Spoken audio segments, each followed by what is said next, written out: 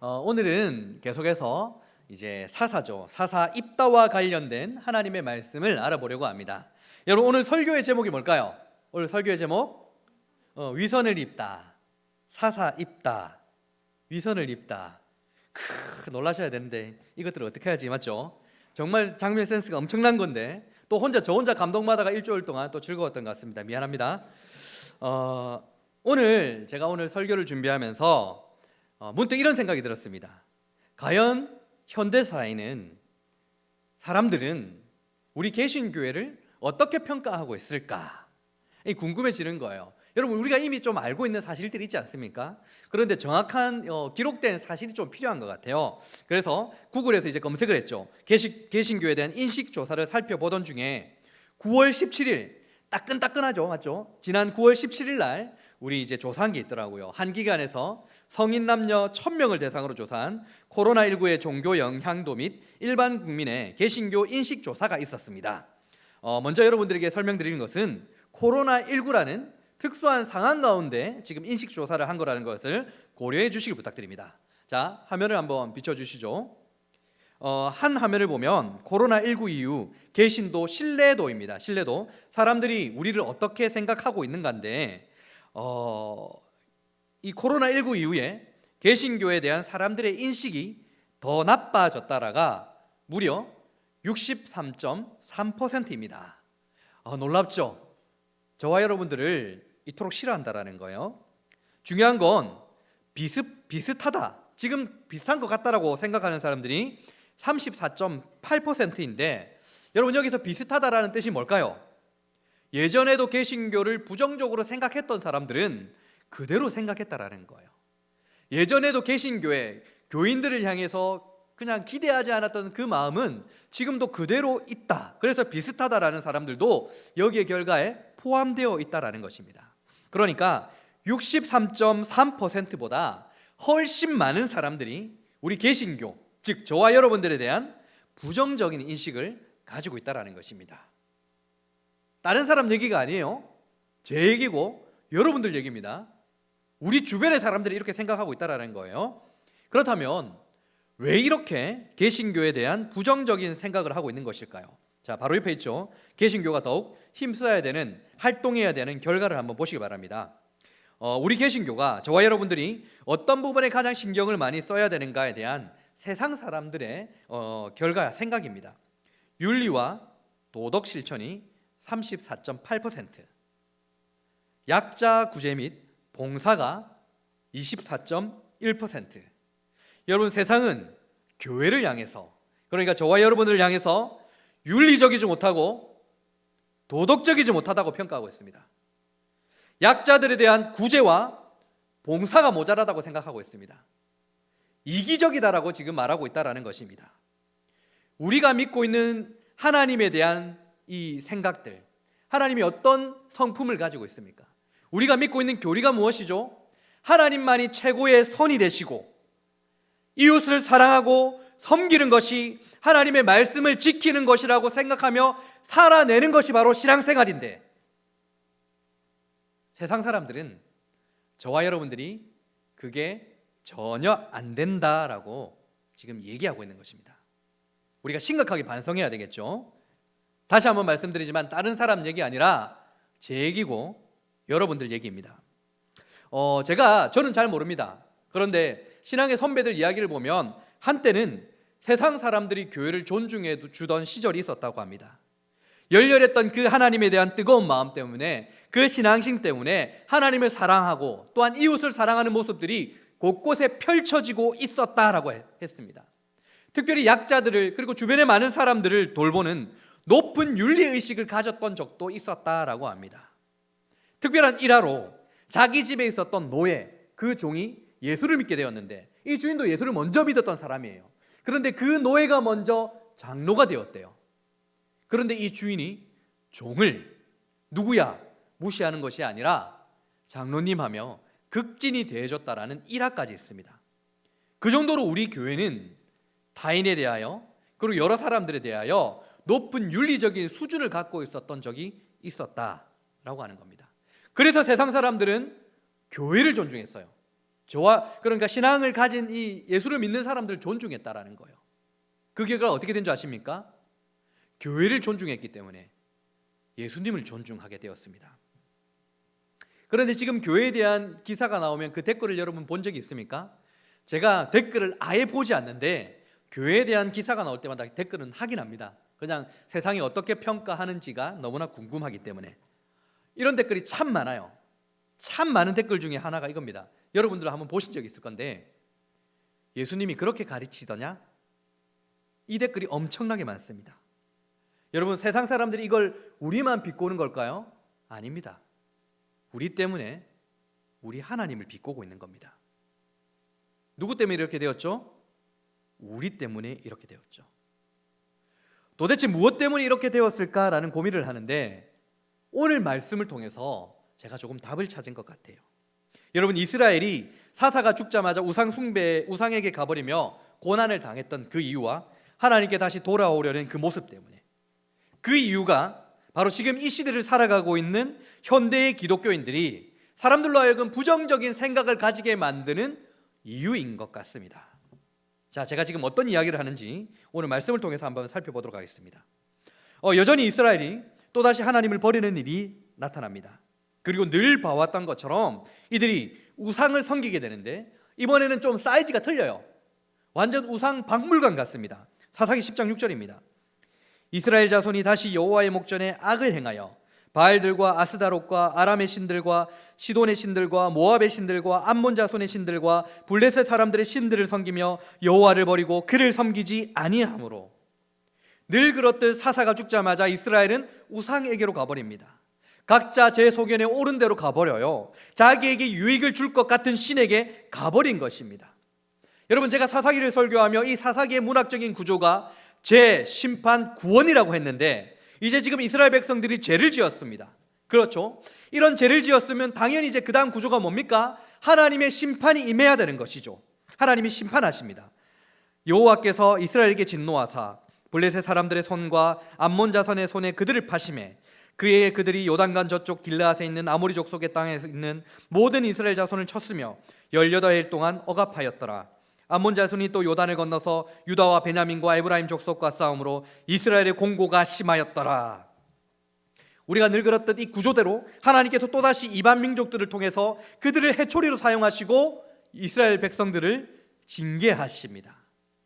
그들이 하나님의 은혜를 잊어버리고 하나님을 버린 대가라는 거예요. 그런데 이제부터 상황이 조금 이상하기 시작합니다. 여러분, 지금 이제 재심판 구원이란 구조라면 죄를 지었고 심판당했습니다. 그럼 이제 이스라엘 백성들이 뭘 해야 되죠? 회개를 해야 되죠. 그런데 조금 이상해요. 잘 보세요. 사사기 10장 10절입니다. 이스라엘 자손이 여호와께 부르짖어 이르되 우리가 우리 하나님을 버리고 바알들을 섬김으로 주께 범죄하였나이다 하니, 지금 이스라엘은 자신들이 무엇을 잘못했는지를 깨닫고 하나님 앞에 내가 회개합니다라고 지금 고백하고 있는 모습인 겁니다. 그렇다면 우리가 알듯 지금 어떤 일이 이제 앞으로 펼쳐져야 되는 것입니까? 여러분, 어떤 일이 일어나야 되죠? 사사기를 계속해서 보면 어떤 일이 일어나죠? 하나님의 은혜, 하나님의 구원이 펼쳐져야 됩니다. 그런데 이번에 달라요. 하나님이 그냥 넘어가지 않습니다. 이스라엘의 회개에 대한 하나님께서 어떻게 반응하시는지 제가 다시 한번 읽어드리겠습니다. 11절부터입니다. 여호와께서 이스라엘 자손에게 이르시되 내가 애굽 사람과 아모리 사람과 암몬 자손과 블레셋 사람에게서 너희를 구원하지 아니하였느냐? 또 시돈 사람과 아말렉 사람과 마온 사람이 너희를 압제할 때에 너희가 내게 부르짖음으로 내가 너희를 그들의 손에서 구원하였거늘 너희가 나를 버리고 다른 신들을 섬기니 그러므로 내가 다시는 너희를 구원하지 아니하니라. 하나님께서 뉘우치고 있는 이스라엘의 회개를 들으시고도 하나님께서 어떻게 말씀하십니까? 다시는 너희들을 구원하지 않겠다 말씀하시는 거예요.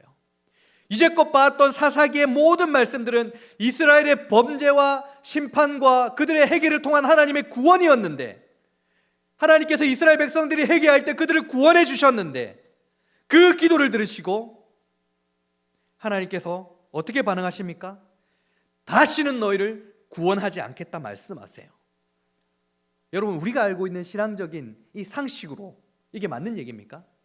하나님은 우리가 회개할 때 용서해 주시는 하나님이라 믿고 있는데, 여러분 이게 이해가 가세요?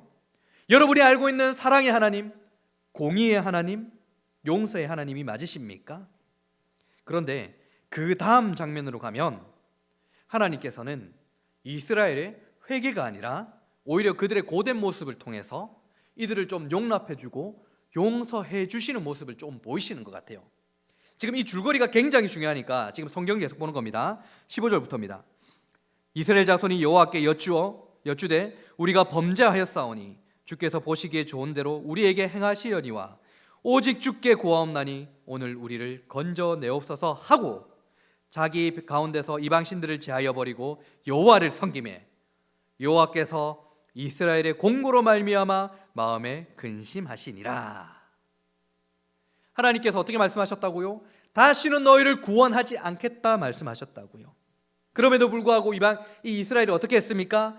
다시 회개하며 이방신들을 제하여 버렸다라고 하죠. 그때 하나님께서 이스라엘 백성들을 보니까 공고가 심해서 마음에 근심했다라고 말씀하십니다. 여기에 함정이 있는 거예요. 여러분들이 여기에 속으시면 안 된다는 것입니다. 사사기 10장 16절 여러분 성경책 있으면 딱 보십시오. 이게 굉장히 중요한 구절인데 여기서 이스라엘의 공고로 할 때 있죠. 이스라엘 공고라고 번역된 히브리어 아말은 불의한, 패역한, 반역이라는 의미를 가지고 있어요. 자, 공고에 동그라미를 치시고 불의한, 패역한, 반역이라고 이렇게 적어 놓으시면 다음에 여러분들이 성경책을 읽을 때에 이 함정에 빠지지 않고 도움이 되실 것입니다. 아시겠죠? 그러니까 이게 무슨 말입니까? 이스라엘 백성들이 이방의 신들을 제하여 버리는 일들이 하나님 보시기에 불의한 일, 패역한 일이래요. 자, 점점 이해가 안 가시죠? 제가 점점 여러분들을 혼란스럽게 만들고 있습니다. 그런데 이러한 이스라엘의 모습을 보신 하나님께서 어떻다고요? 여호와께서 마음에 근심하셨다라고 하시죠. 여기서 마음에 근심하셨다, 근심하시다 이 말 히브리어 크차르이거든요. 이 크차르라는 단어가 스가랴에서는 다른 의미로 사용되어지고 있습니다. 스가랴 11장 8절 계속 켜놔 주시고요. 이 구절이 굉장히 중요합니다. 그래서 마스크를 꼈지만 이 구절은 저와 여러분들이 함께 한번 읽어보도록 하겠습니다. 자, 함께 읽습니다. 시작.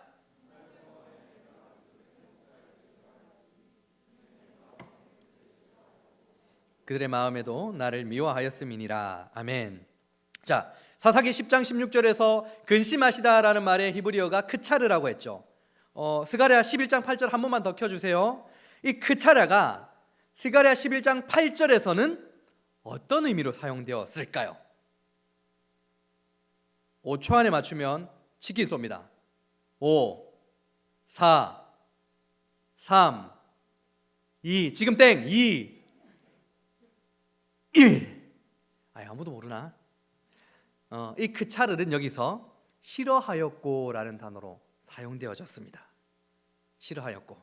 그러니까 이스라엘이 이방 신들을 제하여 버리는 모습이 불의한 모습이기 때문에 하나님께서 마음으로 싫어하셨다라는 의미라는 것입니다.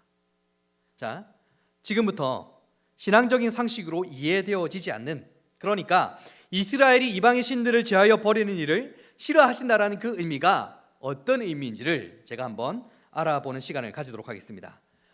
저를 한번 따라했으면 좋겠습니다. 이스라엘은 진정한 회개를 한 것이 아니다. 여러분, 안타깝게도 이스라엘은 진정한 회개를 한 것이 아닙니다. 회개를 한 적이 없어요. 어쩌면 오늘 말씀을 통해서 저와 여러분도 진정한 회개를 한 적이 없다라는 사실을 깨달은 사람도 있을 거예요. 16세기 종교개혁이 일어났습니다. 마르틴 루터가 95개조 논제로 이 벽에 딱 붙였죠. 첫 번째 논제 시작 이렇습니다. 우리 주 예수 그리스도께서 회개하라고 하셨을 때 이는 믿는 자의 삶 전체가 회개의 삶이 되어야 한다는 것을 말씀하신 것이다. 자, 우리의 삶은 회개의 삶이 되어야 된다는 것입니다. 그리고 로이드 존스 목사님께서는 회개라는 책을 통해서 이렇게 말씀하십니다. 회개하지 않는 사람이 그리스도인이 된 적이 없습니다. 당신의 삶에 회개의 특징이 나타나지 않는다면 그리스도인이라는 이름표를 떼어버리는 것이 낫습니다. 당신의 삶에, 그러니까 우리의 삶에 삶의 회개의 특징이 나타나야 된다는 것이죠. 삶의 회개의 특징이 나타나지 않는다면 그리스도인이란 이름표를 떼어버리래요. 자, 마르틴 루터의 믿는 자의 삶 전체가 회개의 삶이라는 것과 로이드 조스 목사님께서 믿는 자의 삶에는 회개의 특징이 반드시 나타나야 한다는 것은 어떤 의미를 가졌을까요? 제 아들이 지금 이제 초등학교 2학년입니다. 내년에 3학년이 되는데 올해 이제 코로나가 터졌죠. 그래서 아이들이 학교에 가지 못했지 않습니까? 전부 다 이제 영상 수업을 받는데 저희 아이들은 학교에 다녔습니다. 너무 좋았어요. 왜냐하면 우리 선생님들께 1:1 과외를 받았거든요. 그러니까 다른 아이들은 전부 다 이제 영상으로 선생님 수업을 듣는데 우리 아이는 선생님께 1:1 과외를 받았어요. 안전한 곳에서. 그러니까 엄청나게 좋은 이득이 있었죠. 그죠? 그리고 이제 2학기가 되어서 이제 상황이 안전되다 보니까 함께 이제 모여서 수업을 받게 되었습니다. 모두 다 이제 학교에 등교를 해요. 그런데 1학기 때 모이지 못했으니까 2학기 때 반장 선거를 하게 되었습니다. 그리고 저하고 제 아내는 우리 아이들에게 무언가를 억지로 하라고 말을 하지 않아요.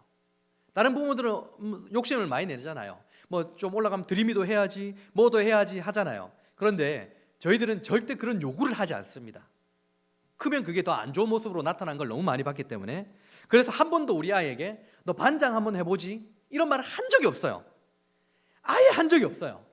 그런데 반장 선거 있던 전날이었습니다. 그러니까 저는 반장 선거가 있는지도 몰랐지. 전날에 제가 이제 퇴근하고 집에 가니까 아이들이 이제 거실에 있고 아내가 저한테 갑자기 오더니 여보, 조용히 말했습니다. 여보, 지산이가 반장 선거 나간대요. 에? 내가 너무 놀라서 에? 저는 에? 이 말이 있잖아요. 중학생들만 하는 말인 줄 알았어요. 왜냐하면 제가 중등부 때 아이들 만나면 이렇게 하거든요. 너 학교 어디니? 에? 너 이름 뭐니? 에? 몇 학년 몇 반이야? 에? 그런데 제가 우리 아내한테 그 말 들으니까 너무 황당해가지고 에?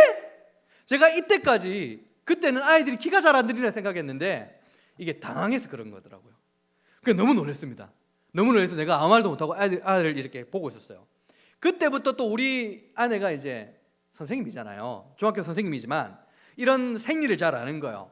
그래서 막 검색을 하더니 아이를 교육시키기 시작합니다. 어떤 교육 시킬까요? 앞에 나가서 어떤 말을 해야 되는가? 그러니까 내가 반장이 된다면 요걸 훈련시키는 거예요. 그 처음에 뭘 했냐면 요만한 이 카드를 준비해 주는 거예요. 그래서 나갈 때 이래 해라는 겁니다. 김지산 이걸 훈련시켜서 모든 그 대본을 훈련을 시키는 겁니다. 물끄러미 바라보고 있었어요. 그리고 저녁마다 이제 저희 장모님께서 영상으로 전화를 하세요. 이제 아이들이 보고 싶은 거겠죠. 제가 보고 싶겠습니까? 제 뭐 아내가 보고 싶었겠습니까? 아이들이 보고 싶은 거지. 우리 장모님께 이제 자랑하는 거죠. 우리 아내가 자랑하는 겁니다. 엄마 지금 지산이가 반장 선거 나간대. 우리 장모님 어떻게 했을까요? 에? 우리 장모님도 너무 놀라신 거예요. 그러더니 이런 말씀 하시는 겁니다. 지산아, 할머니가 네 반장 되면 치킨 사줄게. 그래서 제가 좀 내일 치킨 먹을 수 있겠나? 근데 기대는 하지 않았어요. 그리고 다음 날이 되었습니다. 제가 이제 새벽 기도를 마치고 집으로 가거든요. 그래서 아이들을 제가 등교를 시켜줘요. 그리고 아이를 이제 학교 앞에 이제 세워놓고 내리기 전에 지산아, 아빠는 너 반장 안 돼도 돼. 그냥 너가 어제 하루 동안 반장 선거 나가기로 한 그 마음 자체가 대단히 용기 있는 거야. 지산아, 오늘 마음이 좀 불편하면 안 나가도 돼. 안 나가도 되니까 걱정하지 마. 이렇게 말은 했죠. 그리고 보냈습니다. 응원하면서. 반장이 되길 바랬을까요? 안 되길 바랬을까요? 되길 바랬죠. 그런데 말은 겉과 속이 좀 틀린 겁니다. 그리고 이제 출근을 하고 한참 동안 있는데 반장 선거 어떻게 될까 너무 궁금하잖아요. 아내가 이제 아이가 학교 마치고 아내가 학교 이제 아이들을 데리러 가는데 제가 시간을 대충 알지 않습니까? 이제 그 아이를 데리러 가는 시간 맞춰가 아내한테 카톡을 보냈어요. 여보, 어떻게 됐어? 어떻게 됐을까요? 어떤 결과가 어떻게 됐을까요? 부반장 대 부반장. 5가 문제가 아니라 제가 너무 놀랐습니다.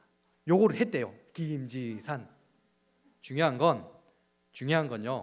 그날 저녁 집에 갔는데 장모님이 계시고 장모님이 처남 가족 4명을 데려와서 케이크를 사오시고 소고기를 굽고, 여러분 이해가세요? 이게 제가 너무 놀래가지고 지금 학교 회장, 전교 회장이 된 게 아니라 2학년 반아이 지금 부회장 된 건데 고기를 굽고 케이크를 사고 불을 붙이는 모습을 보면서 나는 누구고 여기를 어디고 생각을 계속하는 거예요.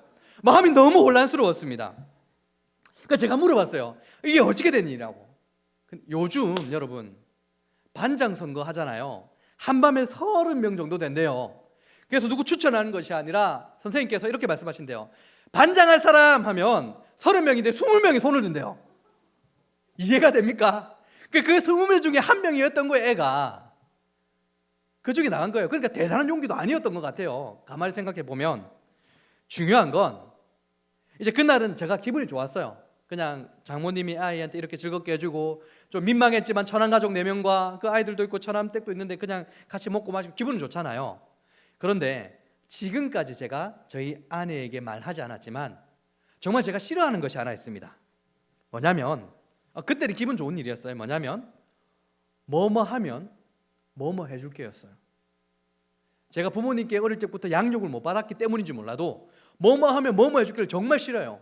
왜냐하면 나는 뭐뭐 할 수 있는 사람이 없거든요. 뭐뭐 해주는 사람이 없어도요. 그 말 들을 때마다, 그런 말을 주위에서 들을 때마다 왜 뭐뭐 하면 뭐뭐 해줘? 왜 공부 잘하면 이거 해줘? 그냥 해주면 안 돼? 친구들 이렇게 묻기도 했어요.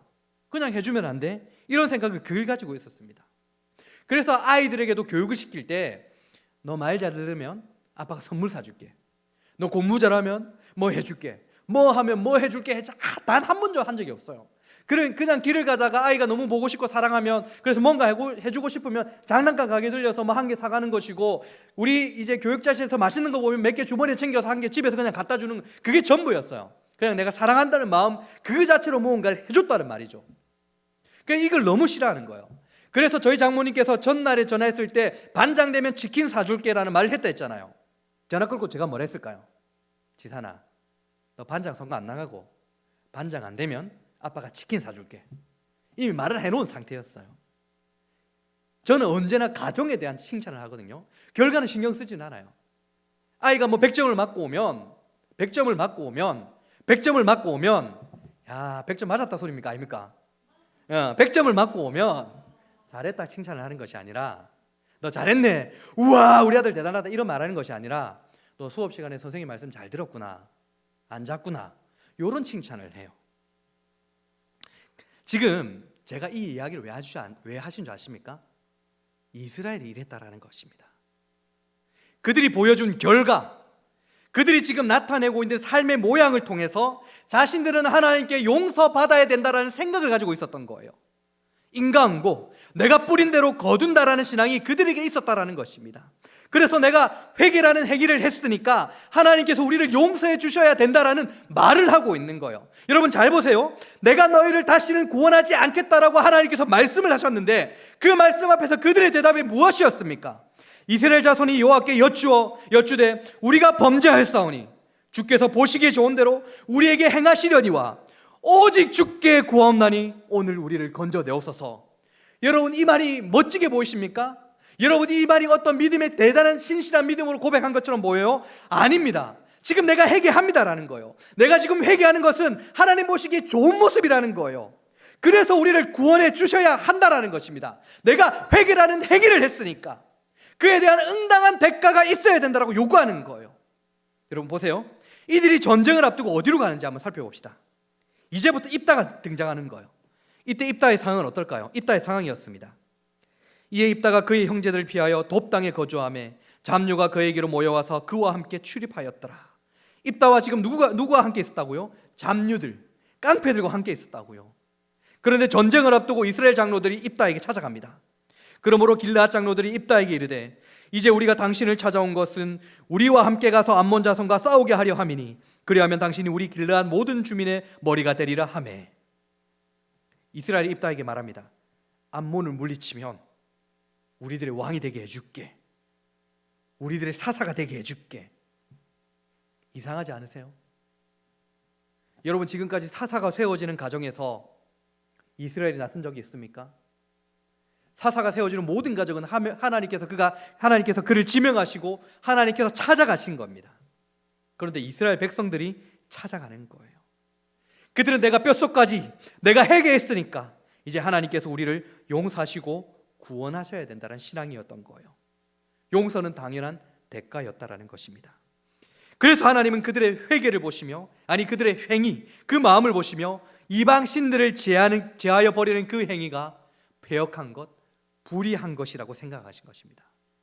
보시기에 역겨워하신 것입니다. 그들은 단 한 번도 하나님을 왕으로 생각한 적이 없다라는 것입니다. 사사기 21장 25절, 사사기 끝장 끝절이죠. 그때 이스라엘에 왕이 없으므로 사람이 각기 자기의 소견에 옳은 대로 행하였더라. 사무엘상 8장입니다. 그에게 이르되 보소서 당신은 늙고 당신의 아들들은 당신의 행위를 따르지 아니하니 모든 나라와 같이 우리에게 왕을 세워 우리를 다스리게 하소서 한지라. 우리에게 왕을 주어 우리를 다스리게 하라 했을 때에 사무엘이 그것을 기뻐하지 아니하여 여호와께 기도하매 여호와께서 사무엘에게 이르시되 백성이 네게 한 말을 다 들으라. 이는 그들이 너를 버림이 아니요 나를 버려 자기들의 왕이 되지 못하게 함이니라. 이스라엘이 입다에게 자신들을 통치하는 우두머리 왕 사사가 되어 달라고 하는 것은 하나님을 버리는 행위였습니다. 하나님이 자신들의 왕이 되지 못하도록 하는 거였어요. 회개가 맞습니까? 이스라엘이 이방신들을 제하여 버리는 그 행위는 결국 내가 회개라는 행위를 했으니까 그 행위 때문에 하나님께서 그 행위에 대한 대가를 주셔야 된다. 즉 나를 용서하셔야 된다라는 것입니다. 그리고 이것이 회개인 줄 아는 거예요. 그러니까 하나님께서 이것을 역겨워하신 것입니다. 이것을 싫어하신 거예요. 그런데 여러분, 이러한 모습이 우리에게도 있지는 않을까요? 내가 회개를 했기 때문에 하나님은 내 죄를 용서하셔야 된다는 교리를 여러분 믿고 있는 것은 아닙니까? 제가 오늘 충격적인 사실을 한 가지 말씀드리도록 하겠습니다. 너무나도 충격적인 이야기니까, 너무나도 충격적인 사실이라서 여러분들이 정신을 똑바로 차리고 들으셔야 됩니다. 정신을 잃으면 안 돼요. 너무나도 충격적인 사실, 단단히 붙들고 들어주세요. 여러분, 하나님은 우리의 회개를 통해서 우리의 죄를 용서하지 않으십니다. 다시, 하나님은 우리의 회개를 통해서 우리의 죄를 용서하지 않으십니다. 자, 예를 하나 들도록 하겠습니다. 등장인물이 필요하죠. 그래서 몇 명을 제가 찝었습니다. 우리 박한솔 형제가 길을 가다가 배가 너무 고팠습니다. 자, 박한솔 일어나 보세요. 일어나 보세요. 자, 키와 덩치가 배가 고플만 하죠. 앉으세요. 배가 너무 고파서 식장에 들어갔습니다. 김치찌개 하나, 그리고 밥을 3공기를 먹었습니다. 밥값을 내지 않고 도망쳤어요. 그런데 CCTV에 이게 다 찍혀버렸고 경찰은 공개 수배를 하고 신고 시 포상금 100만 원을 준다고 합니다. 이때 정의로웠던 장혜은 자매가 경찰서에 신고합니다. 그래서 밥을 먹고도 밥값을 내지 않고 도망간 흉악범이 박한솔이가 잡혔어요. 드디어 이제 재판을 받게 되었습니다. 얼마 후 재판이 열렸는데 피고 박한솔 형제는 담당 판사였던 박상호 형제 앞에서 눈물을 흘리면서 자신의 잘못을 인정하고 진심으로 뉘우친다며 진심을 다해서 용서를 구하고, 신고자 장혜은 자매가 정말 신고해줘서 고맙다는 말까지 하게 되어집니다. 이 판사가 그 말을 듣고 너무 감동적인 거예요. 그래서 그 흉악한 죄를 용서해 주게 됩니다. 여러분, 이 재판은 정의로운 재판입니까? 불의한 재판입니까? 이걸 몰라요? 이 재판은 정의로운 재판입니까? 불의한 재판입니까? 불의한 재판이죠. 이런 식으로 판결을 내리면 박상호는 불의한 판사가 됩니다. 흉악한 죄를 지었으면 사지라도 딱 찢어서 이래야 되는데, 그죠? 아무리 죄를 뉘우쳐도 죄값은 받아야 되는 것입니다. 죄인이 내가 잘못했습니다라고 고백하는 것으로 용서를 받는 것은 공의로운 게 아니에요. 그러므로 우리가 하나님 앞에서 나의 죄를 고백했다고 잘못했다는 그 회개 기도를 통해서 우리의 죄가 용서되는 것이 아니라는 것입니다. 하나님은 공의로우신 하나님이시기 때문에 그 죄값은 반드시 치러야 되는 것이죠. 그렇다면 우리의 죄가 용서를 받는 이유는 무엇입니까? 바로 예수님께서 우리의 죄를 대신해서 십자가에서 죽으시는 그 죄값을 치르셨기 때문입니다. 십자가의 죽으심으로, 예수님의 그 십자가의 죽으심을 통해서 믿는 우리의 과거와 현재와 미래의 죄가 용서받은 거예요. 그런데 이스라엘이 이걸 몰랐던 거예요. 회개를 하면 용서를 받는다고 생각했다라는 거예요. 사실 이들은 회개의 그 뜻이 무엇인지 몰랐다는 것입니다.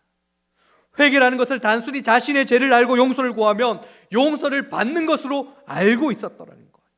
그러므로 내가 회개라는 행위를 했을 때 나는 용서를 받을 수 있다, 뿌린 대로 거둔다라는 것을 믿었다는 것입니다. 이제 질문해야죠. 여러분은 이때까지 회개를 했던 이유가 무엇입니까? 제 용서를 위해서 회개했던 것이 맞죠. 그죠? 그런데 분명한 건 회개를 통해서 제 용서를 받는 것은 아니라는 것입니다. 여러분, 하나님께서는 왜 우리에게 회개하라고 하실까요? 김형익 목사님의 말을 빌리자면 하나님께서 우리에게 회개하라고 하신 것은 우리의 죄에 대한 용서가 아니라 하나님과의 관계를 망가뜨린 것 때문이라고 설명을 합니다. 우리가 회개하는 이유는 예수 그리스도의 십자가 죽으심으로 말미암아 우리의 죄가 용서를 받고 하나님과의 화목한 관계가 되었는데, 하나님과 자녀라는 놀라운 가족 관계가 되었는데, 그 하나님과의 화목한 관계를 이 땅을 살아갈 때에 가장 귀한 가치로 여기며 살아가는 것이 나의 믿음, 나의 신앙생활이 되어야 되는데, 그것을 최고의 가치로 알고 살아가야 되는데, 또다시 나의 죄로 말미암아 그 관계가 망가지는 것으로 말미암아서 내가 아파하고 괴로워하는 것, 슬퍼하는 것, 그것 때문에 회개하는 것입니다. 그러므로 그 의미는 하나님을 다시 사랑하고 하나님을 다시 즐거워하는 것, 다시 하나님과의 관계가 화목되어지는 그 기쁨을 위한 것이기도 한 것이죠. 여러분 잘 보세요. 이스라엘이 우상을 섬김으로 말미암아 하나님 앞에서 자신들의 범죄함을 고백하며 용서를 구했습니다. 그리고 그들이 이방신들을 제하여 버렸다고 했죠. 그런데 하나님은 그들의 모습을 패역한 모습, 불의한 모습이라고 싫어하신다고 하십니다. 그 이유가 뭐라고요? 그들이 용서를 받으려는 이유가 무엇입니까? 삶에서 나타나는 고난으로부터 해방 때문이죠. 문제 해결 때문이라는 것입니다. 하나님과의 관계가 아니었다라는 거예요. 죄 용서를 구하는 것은 하나님과의 관계 때문이 아니었다라는 것입니다. 그런데 하나님께서 바라시는 회개, 성경이 말하는 그 회개라는 것은 하나님과의 그 화목한 관계를 최고로 여기는 것. 다윗이 밧세바 사건을 저지른 후에 그가 어떻게 해결을 합니까? 내가 주께만 범죄하였사오니 주의 옥전에서 악을 행하였사오니라고 고백하는 거예요. 여러분, 다윗이 그 하나님 앞에서만 범죄했다라는 것은 우리아와 밧세바에게 미안한 마음이 없다, 이 말이 아닌 거예요. 죄책감이 없다라는 말이 아닌 거예요. 그가 저지른 그 죄는 하나님과의 관계를 망가뜨리는 것이라는 고백인 것입니다. 하나님 앞에서 사악한 범죄 행위라는 것을 고백한 거예요. 하나님 관계를 신경 쓴 거예요. 여러분, 우리가 회개를 하는 것은 우리의 죄를 용서받았기 때문에 하는 게 아닙니다. 우리의 죄는 예수님의 십자가 은혜로 말미암아 용서 이미 받은 것이에요. 우리가 회개를 하는 이유는 바로 하나님과의 관계 때문이라는 것입니다. 화목한 관계 때문에. 누가복음 3장입니다. 회개한 자들의 삶이라서 아주 중요하니까 좀 긴 구절이라도 여러분들이 한번 잘 살펴주시기 바랍니다. 7절부터입니다. 요한이 세례받으러 나오는 무리에게 이르되 독사의 자식들아, 누가 너희에게 일러 장차 올 빈노를 피하라 하더냐. 그러므로 회개에 합당한 열매를 맺고 속으로 아브라함이 우리 조상이라 말하지 말라. 내가 너희에게 이르노니 하나님이 능히 이 돌들로도 아브라함의 자손이 되게 하시리라. 이미 도끼가 나무 뿌리에 놓였으니 좋은 열매 맺지 아니하는 나무마다 찍혀 불에 던지시리라. 무리가 물어 이르되 그러면 우리가 무엇을 하리이까? 이제 회개가 무엇인지 세례 요한이 설명하는 겁니다. 대답하여 이르되 옷 두 벌 있는 자는 옷 없는 자에게 나눠줄 것이요 먹을 것이 있는 자도 그렇게 할 것이니라 하고, 세리들도 세례를 받고자 하여 와서 이르되 선생이여 우리가 무엇을 하리이까 하매 이르되 부과된 것 외에는 거두지 말라 하고, 군인들도 물어 이르되 우리는 무엇을 하리이까 하매 이르되 사람에게 강탈하지 말며 거짓으로 고발하지 말고 받은 급료를 족한 줄로 알라 하니라. 여러분, 제가 자주 말했죠. 꽃이 피면 저절로 향기가 난다고. 하나님을 사랑하면 자연스럽게 이웃을 사랑할 수밖에 없습니다. 하나님과의 관계가 화목하게 되면 우리는 우리 주변의 이웃들과 화목한 관계, 사랑하는 관계가 될 수밖에 없다라는 것입니다. 그래서 마르틴 루터는 삶 전체가 회개의 삶이 되어야 된다는 것이고, 다시 말해서 삶 전체가 하나님과 화목한 삶이 되어야 된다는 뜻이고, 로이드 존스는 삶에서 회개의 특징이 나타나야 한다. 즉 하나님과 화목하게 지낼 때, 사랑하며 지낼 때 그 특징들이 우리의 삶에서 나타나야 된다, 이 말을 한 것입니다. 그리고 그 특징들이 나타나지 않는다면 감히 기독교인이라 말하지 말라라고 말씀한 거예요. 스스로 기독교인들, 내가 믿는 사람이라고 말하지 말라라고 말하는 것입니다. 우리는 오늘 설교 서두에 개신교에 대한 인식조사 결과를 봤습니다. 이웃들을 사랑하지 않는 위선적인 모습이라고 손가락질하는 세상의 날선 비판 앞에 내 얘기가 아니라고 자신 있게 말할 수 있습니까? 우리들의 삶에서는 이 회개의 특징들이 나타나고 있습니까? 아니면 아직도 제 형벌이 두려워서 용서해달라는 잘못된 회개의 모습을 가지고 있습니까? 오늘도 우리의 회개를 바라시는 하나님께 우리가 전심으로 기도하며 나아갈 때 우리의 죄가 사악한 이유는 하나님과의 그 관계를, 사랑의 관계를 깨뜨리는 것이라는 믿음으로 날 사랑하시는 하나님께서 당신의 독생자를 주심으로 깨어진 하나님과의 관계를 화목하신 은혜를 떠올리며 예수님을 십자가에 2번 못 박지 않기를 간절히 소망합니다. 우리의 죄는 용서받았습니다. 우리의 회개함은 하나님과의 화목한 관계 때문인 줄로 믿습니다.